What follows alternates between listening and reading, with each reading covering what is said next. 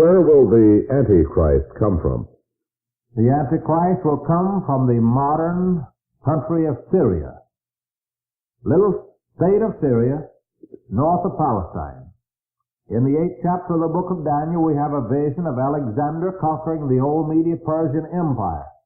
And we have, following that, the breaking up of the Grecian Empire into 4 parts. After the death of Alexander, his kingdom was divided into 4 kingdoms. Cassander, one of his generals, seized Greece and Macedon. Lysimachus took Asia Minor, or modern Turkey. Seleucid founded the kingdom of Syria. Ptolemy founded the kingdom of Egypt. Thus Alexander's kingdom was divided into 4 parts. Those parts would be known today as Greece, Turkey, Syria, and Egypt.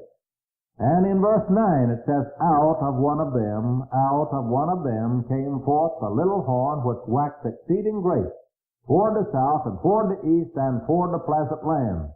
This teaches us that out of one of the original 4 divisions of the Grecian Empire will come the Antichrist of the last days, either out of Greece, Turkey, Syria, or Egypt. For out of one of them, it says, will come this little horn. And in verse 22, it's explained this way. In the latter time of their kingdom, when transgressors are come to the full, a king of understanding, dark sentences and understanding, a fierce countenance and understanding dark sentences shall stand up, and his power shall be mighty, but not by his own power. He shall stand up also against the prince of princes, and shall be broken without hand, referring to this little horn fighting against Jesus Christ at his second advent, as pictured in Revelation 19, and he shall be taken and cast into the lake of fire. Now in the 11th chapter of the book of Daniel, we have another prediction along the same line, only narrowing down the coming of the Antichrist from those 4 kingdoms to one of those 4 kingdoms.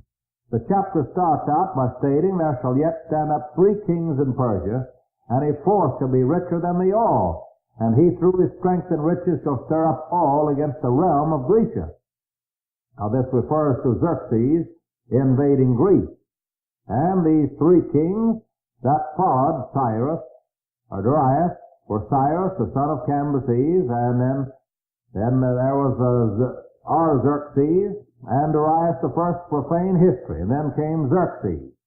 Those are the 4 kings. And then he said after that, a king shall rise and do according to his will, referring to Alexander the Great, who conquered the Medo-Persian Empire, and said, when he shall be strong, his kingdom shall be divided toward the 4 winds of heaven, referring to the same 4 divisions of the Grecian Empire as does chapter 8. Then we have in verses 5 to 45, picture of wars between 2 of these 4 divisions of Alexander's empire for 150 years, ending with the reign of Antiochus Epiphanes, who reigned 165 BC. In other words, these verses give us a picture between Syria, the king of the north, and Egypt, the king of the south, north and east of Palestine, ending with the latter-day war between the 2 countries.